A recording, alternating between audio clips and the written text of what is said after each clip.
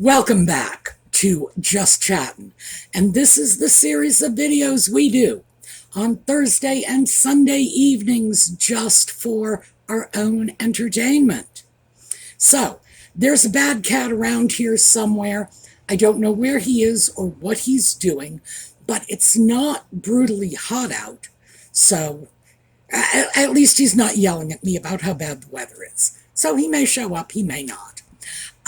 Yellow for Catherine, for Lex's mom, for everybody who is suffering from cancer, and we wish you the very, very best success in your battles. Let's quickly discuss what we're going to be getting into, because I have a feeling this is probably going to run a little over.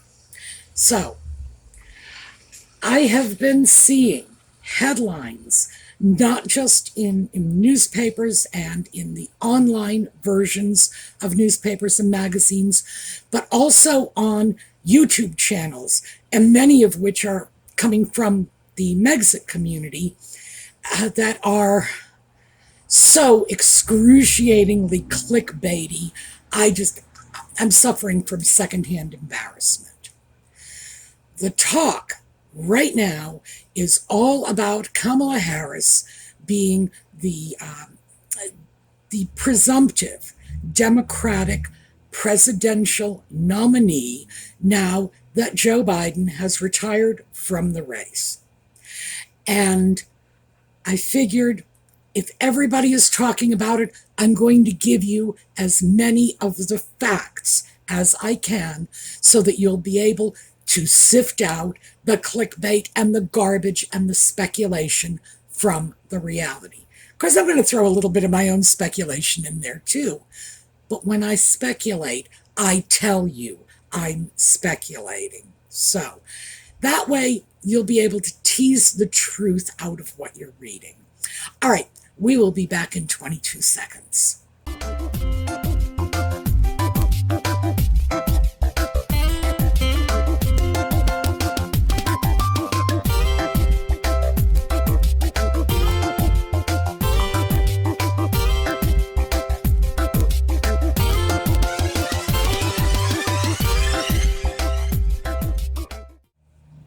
So as usual, I have been combing through newspaper articles, the stuff online, the stuff in print. I have an easier time with the stuff online, to be honest with you. Checking out YouTube videos and trying to sort out what information I feel you need in order to figure out what this whole Kamala nutmeg thing is all about. And sadly, it looks like it's just a tempest in a teapot, but there is some truth underneath that tempest. So the article I decided to share with you is one from the New York Post. It's a short article, and it's a synthesis of information that's generally available through the wire services. This is one of the reasons that I like things like the Hindustani Times and the New York Post, because they are synthesizing wire service reports, and therefore they tend to be drawn their information from a variety of sources, and a lot of the sort of bias either gets left behind on the cutting room floor, or because they're drawing from a number of sources, two different opposing biases will help even themselves out. So anyway, that's just why I'm doing this. The article, as always, is in the video notes below. So let's just get started. Oh, actually, before we get started, I do want to let you know, I am going to break this up. Even though it's a short article, I am just going to interrupt myself in order to throw some of these statements into context, give you a little perspective on what is actually underneath the story that's being presented. All right, so enough explanation. Here's the article. This article was written by Lauren Sarner, published in the New York Post. what Meghan Markle said about Kamala Harris during the 2020 election. The Duchess is in with the Veep. This week, Vice President Kamala Harris became the presumptive Democratic nominee in the 2024 presidential race after President Biden dropped out on Sunday and passed the torch. As all eyes are on Harris, statements that various celebs, such as Meghan Markle, 42, have made about her are back in the spotlight. In August 2020, the Duchess of Sussex filmed a conversation about suffrage with Gloria Steinem. Quote, "The heart of the Democratic Party has been Black women, actually, and now there is a potential vice president who is Black, and that's exciting," Steinem, 90, said at the time. Markle replied, saying, "I'm so excited to see that kind of representation. You know, for me, being biracial, growing up, whether it was a doll or a person in office, you need to see someone who looks like you in some capacity." The Duchess of Sussex continued, "As many of us believe, you can only be what you can see, and in the absence of that, how can you aspire to something greater than what you see in your own world?" Markle ended by saying, "I think maybe now we're starting to break through in a different way." Well, this first part of the article is dealing with a filmed interview with Nutmeg and Gloria Steinem. As the article points out, Gloria Steinem is 90. So I am willing to give her a pass on some of this. But for those of you who might actually want to look at what Gloria was saying, that Black women are the heart of the Democratic Party, I just want to throw a couple of points out. One, Abraham Lincoln was a Republican, okay? But if that's going too far back for you, in the 1970s, Jimmy Carter, who was a Democrat, not just belonged, he was a deacon at a segregated church. So, hey, Republicans come in all shapes and sizes, so do Democrats. I have known many Black people who voted Republican. I have known many Democrats who wouldn't break bread with a person of color if their lives depended on it. You just can't say, well, Democrats are all colorblind and Republicans are all burning crosses on people's lawns. That is unfair. It is unworthy of anyone of Steinem's stature. And the only reason I will give her a pass, well, there are two reasons I'll give her a pass. One, 90, okay? I'll give her a pass. Two, she's probably just parroting back the familiar rhetoric that we all spit out back in the late 60s. It's just not true. It wasn't true then. It isn't true now. And my American friends surely know this, but for my overseas friends, this is stereotyping, frankly, at its worst. So I did want to clear that up.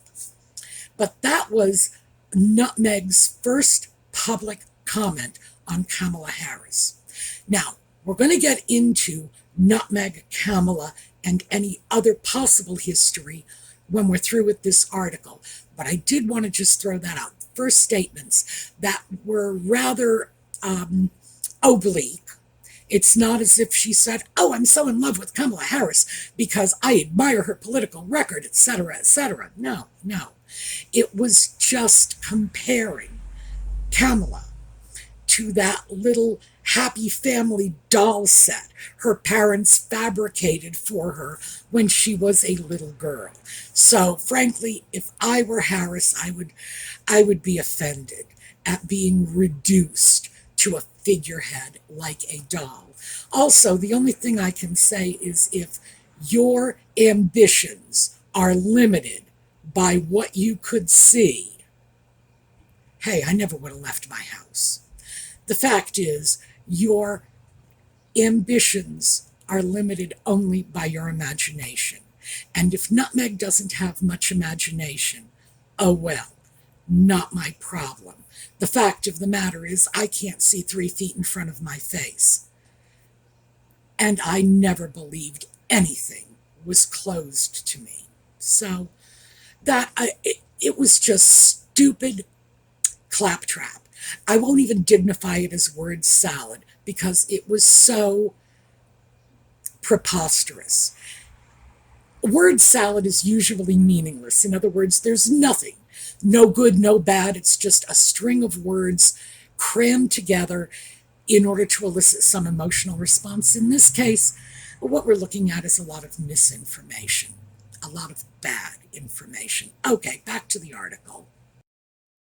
For her part, Harris has posted on social media about Markle twice before. Harris made 2 comments about Markle on X. In October 2019, Harris reshared a video on X of Markle in South Africa. In the video, Markle talks about the negative press she got during her pregnancy. Quote, "This is incredibly important. We must remember that it's a sign of strength to show emotion," Harris wrote at the time. Quote, "Meghan, we are with you." In the video, a visibly emotional Markle can be seen saying, quote, "Look, I would say any woman, especially when they're pregnant, you're really vulnerable. So that was made really challenging. And then when you have a newborn, especially as a woman, it's a lot," said the mother of 2. Markle and Prince Harry welcomed their son, Prince Archie 5, in 2019, and their daughter, Princess Lilibet 3, in 2021. Quote, "You add this on top of trying to be a new mom or trying to be a newlywed, and also thank you for asking," Markle told the reporter in a now famous comment. Quote, "Because not many people have asked if I'm okay, but it's a very real thing to be going through behind the scenes." Well, we all remember this. This was the Tom Bradby interview in which Nutmeg claimed that the South African government stuck her in a housing unit, suggesting that it was, like the projects. That's what we would call it here in the US. In the UK, you would call it council housing, but I don't even think you would call it nice council housing, like council housing of the worst sort. That was the implication when she said it was a housing unit. She offended the South African people, and as she was giving out this interview, it was with a backdrop of rural people living in incredible poverty. And she had to make it all about her. She had to be the victim. But it's important to remember that that whole series of little disjointed comments of hers were about the least feminist statements I have heard in recent years. Talking about a new mother and being a newlywed. Well, that's rich for a woman in her late 30s who had been married at least once before, lived for a long period of time with various people, some of whom she did not marry, and just attempting to present that June Cleaver 1950s trad wife, blushing bride, new baby. Oh, please. It was nothing but a demand for pity and sympathy, just playing the victim as she always does. But she did so by suggesting that, 1, women are more vulnerable than men. 2, women with newborn children are more vulnerable than men with newborn children. If you actually read through what she was saying, it was nothing but this: poor women, we are just so pathetic. I found it offensive, but hey. But regardless, that is the interview that is being referenced here. And that whole insane pity party being filmed in the midst of some of the greatest poverty on our planet.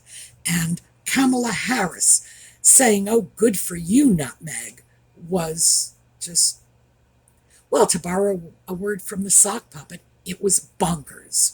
Let's go back to our article. In June 2020, Harris also took to Twitter to post a clip from the virtual graduation address Markle gave, writing, quote, "The only thing wrong to say is to say nothing. Thank you, Meghan, for this powerful statement."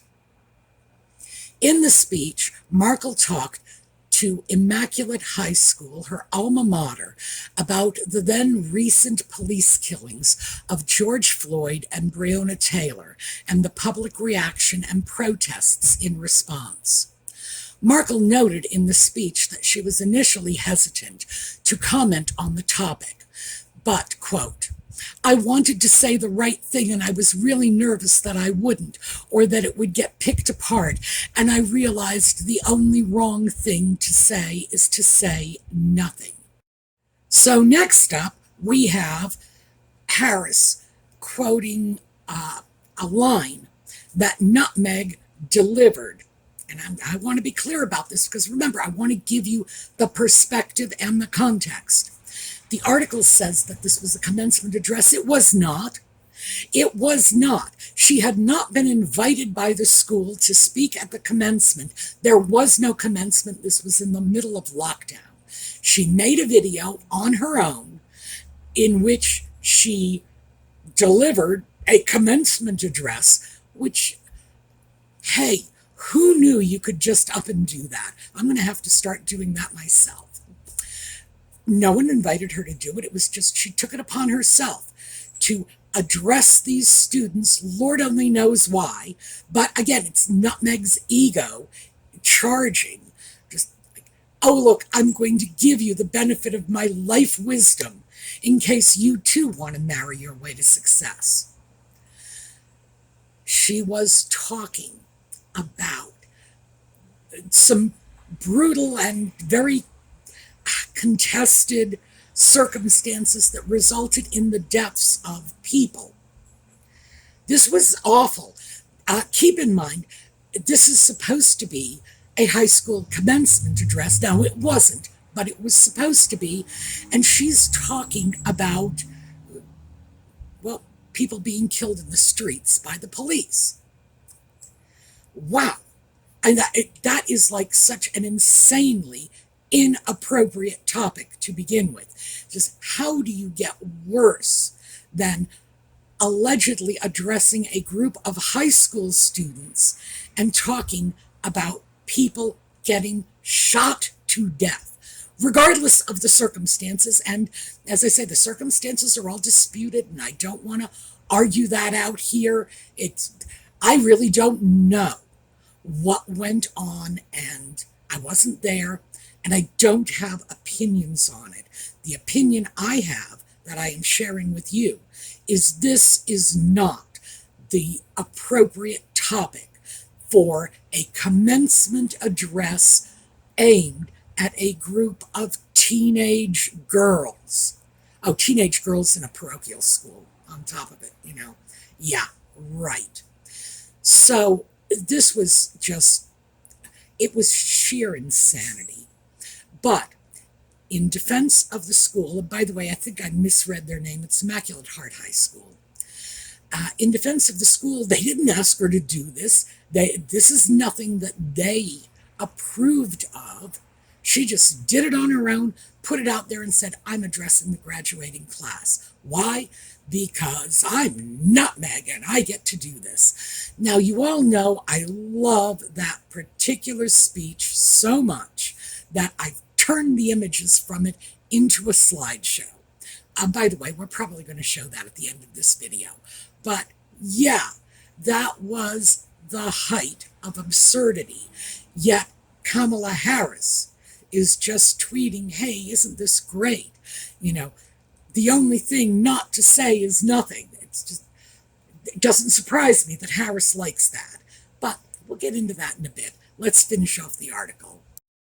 Markle has not officially spoken out about Harris since she became the presumptive Democratic nominee this week. But Kinsey Schofield, host of the To Die For podcast about the royals, claimed on the podcast that Markle, quote, wants an in into U.S. politics and could endorse Harris soon. On Wednesday, the royal expert told Sky News, quote, she's always wanted to be on the playground known as Washington, D.C. Okay, so that's the article. And no, Nutmeg has not endorsed Harris. Lord only knows why anyone would care one way or another who Nutmeg endorses. And Lord only knows if she does endorse any political candidate. I am relying on our British friends to contact their parliamentary representatives and make a complaint, because that's where that complaint needs to go. The British royal family is not supposed to get involved in politics. So, yeah, if she does anything here, our British friends, please do. Just contact your parliamentary representatives or whomever it is you contact over there and just share your opinions with them, because unfortunately we're on the wrong end of this. In the United States, anybody can just spout off their political opinions, even if they want to write Julius Caesar in as a presidential candidate. Our First Amendment protects that, so she can shoot her mouth off all she pleases, and as Americans, there's nothing we can do. But as Brits, with your royal family being barred from politics, you can do something to stop it. So if it happens, please do. Just carry the banner for us, because like I said, there's nothing we can do on our own. So I started looking into the relationship between Nutmeg and Harris. Now, they're both from California. It's important to remember that it is extremely unlikely. I'm not going to say it's impossible. It is extremely unlikely their paths ever crossed when Harris was in her political roles prior to being in the White House. Very unlikely. She was in San Francisco. Nutmeg was in Los Angeles. She is 15 years older than Nutmeg. I know some of you are going to just complain about that one, but I did a video about Nutmeg's age. I'll link it. I'll just make sure there's a link in this video to that, because yes, I do in fact believe she is going to be 43 this year. Kamala is going to be 60 this year. So this, well, okay, it's more than it's like a 17-year age gap. So yes, same state, but California is a very geographically large and populous state. It's not like Rhode Island. Believe me, if they were in Rhode Island, the age difference wouldn't matter. They would have run across each other. End of story. But that's a Rhode Island thing. The fact is that they were in very different worlds when they were both residing in California. By the time Nutmeg went off to Canada to film Suits, Harris was just entering her role as the state attorney general. Prior to that, she had been the district attorney for San Francisco. And as I say, San Francisco is pretty far away from Los Angeles. Not likely there was any overlap. Furthermore, Nutmeg never had much interest in politics. She was not known for going to political rallies, for taking up political causes, for making financial contributions, or attending dinners or fundraisings for politicians of any party. So, did they know each other in the past? I would have to say I feel it's extremely unlikely, but not, I would not say it was an absolute zero chance. I would put the chance at 99.99% no. But have they had contact since Nutmeg has returned to the U.S. with her Princeling trophy in tow? Not that I can verify. Now, from Harris's camp, that's not surprising. She is the Vice President of the United States. She has probably been in the company of a great many very, very important people, people far more important and far more valuable to her future political career than Nutmeg. But from Nutmeg's camp, and we know how she loves collecting celebrities, every time she leaves the house in the company of a celebrity, she's got to have it papped and it's got to show up in the paper. In fact, this weekend, I just saw another one of those ridiculous articles that said Nutmeg was debuting a new friendship. I'll put the article in the video notes because that was funny. It's like debuting a new friendship, like she's debuting a new product for her American Riviera Orchard non-company.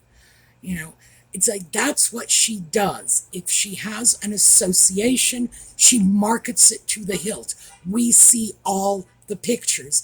In fact, there have been allegations that she has simply been photographed nearby other celebrities specifically to suggest a relationship that does not exist.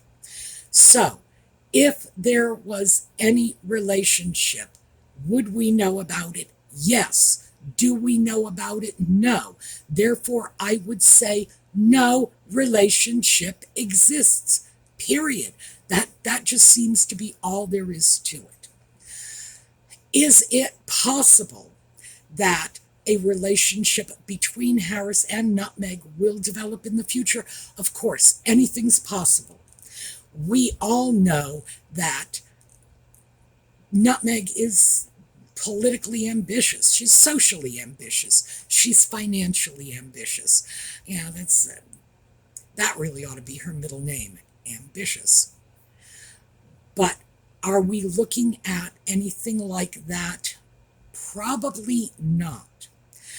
If there is any kind of relationship building taking place, it's certainly going to be on Nutmeg's side because Harris has bigger fish to fry. She is coming up on an election where the length of time in which she can campaign is very short because, of course, she's taking over for her predecessor. She's got bigger fish to fry. Nutmeg, of course, does want to cozy up to politicians. The reason why is, frankly, and here, remember I promised you some speculation. The reason why is because I think Nutmeg does truly want a job in politics. But it has to be a job that requires no work and will bring with it a lot of prestige and plenty of photo ops. So you got to know she's going to be looking for an ambassadorship.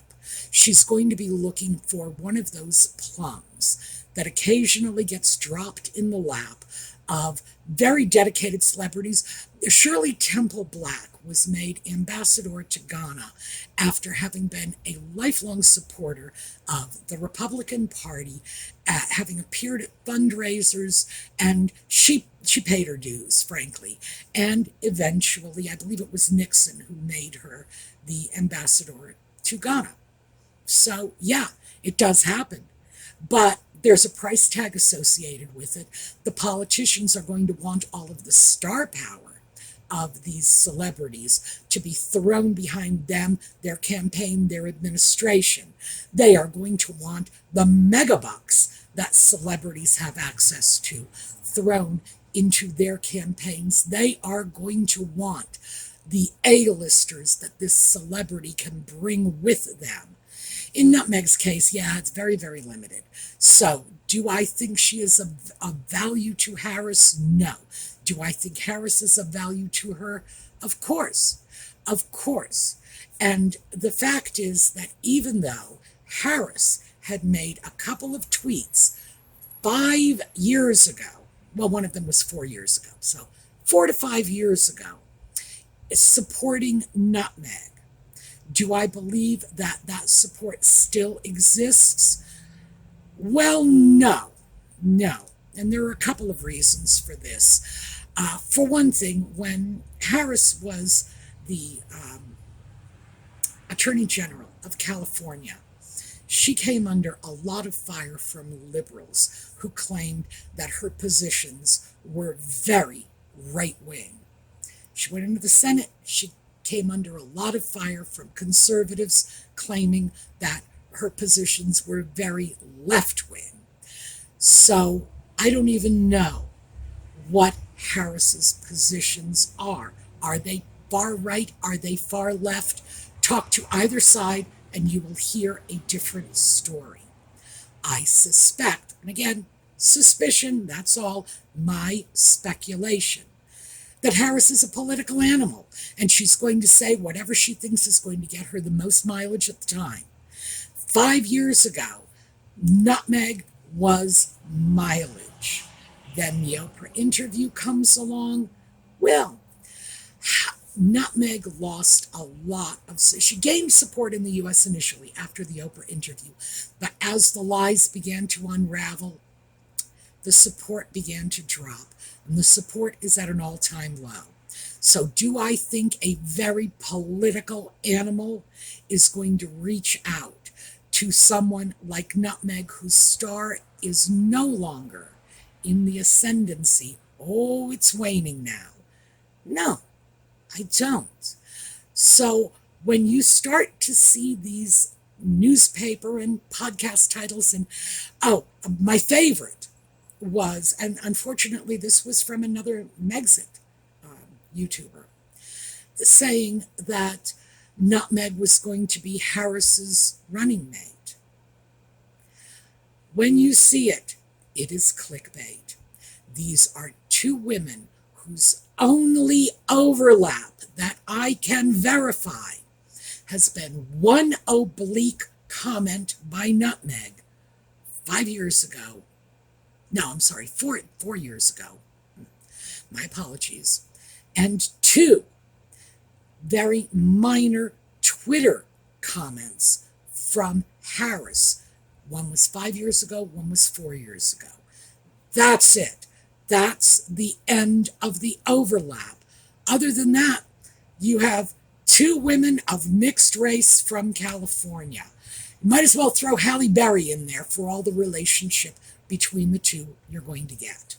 So that is what I have for you today. I hope this will help you just tease the truth out of the fiction, because I think there is a lot more fiction than truth in these rumors. All right, we are going to take a look at a slideshow on the way out. And yes, of course, I will be showing the slideshow from Nutmeg's Immaculate Heart commencement address.